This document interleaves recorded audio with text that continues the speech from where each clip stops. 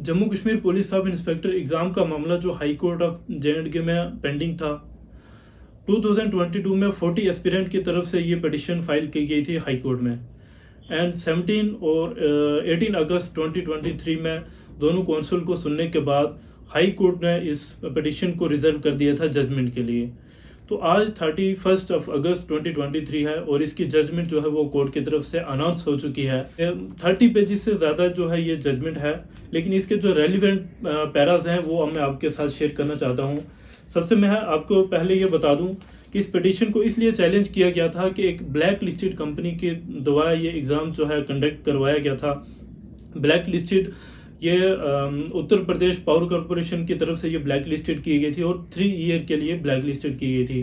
तो Rajasthan police constable का exam इसी कंपनी के द्वारा कंडक्ट किया गया, उसमें भी पेपर लीक हो गया था। उसके बाद आसाम इरिगेशन डिपार्टमेंट के एग्ज़ाम भी इसी कंपनी के द्वारा जो है एग्ज़ाम वो भी पेपर लीक हो गया था। उसके बाद इलाहाबाद असिस्टेंट ऑफिसर का एग्ज़ाम इसी कंपनी के द्वारा कंडक्ट किया गया और उसमें भी पेपर लीक हुआ।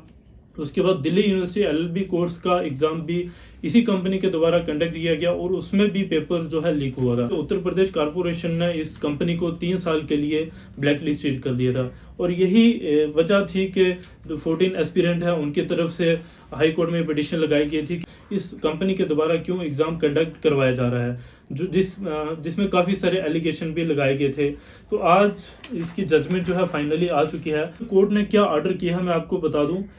It appropriate to dispose of the writ petition to a limited extent as indicated above by directing as earlier. First, the review committee constituted in term of government order so and so of 2023 dated 22 of April 2023 shall submit its report within a period of 10 days from the date of passing of this judgment. यानी court ने ये कहा कि जब ये judgement जो है पास हो गई है उसके बाद गवर्नमेंट ने जो नोटिफिकेशन निकाला था कमेटी को कि आपको विद इन 15 डेज जो है रिपोर्ट सबमिट करानी थी, लेकिन वो रिपोर्ट जो है सबमिट ना हो सकी। लेकिन अब कोर्ट ने 10 दिन का टाइम दिया उस कमेटी को कि वो गवर्नमेंट को इसका रिपोर्ट जो है सबमिट करें। Second, the chief secretary shall take a decision on the basis of report recommendation made by review committee within a period of 10 days thereafter. पहले तो 10 दिन का टाइम कमेटी को दिया गया है कि वो अपनी रिपोर्ट सबमिट करें, उसके बाद चीफ सेक्रेटरी को 10 दिन का टाइम दिया गया उसके बाद कि उसका डिसीजन लें, उस जो कमेटी जो रिपोर्ट सबमिट करेगी उसके ऊपर कोई डिसीजन लें। थर्ड, कहा गया है कि the decision of the chief secretary shall be communicated to the secretary Jammu Kashmir service selection board who is directed to proceed strictly in accordance with the decision taking by the government. यानी chief secretary communicate करेंगे Jammu Kashmir service selection board को और decision के according इससे proceed किया जाएगा।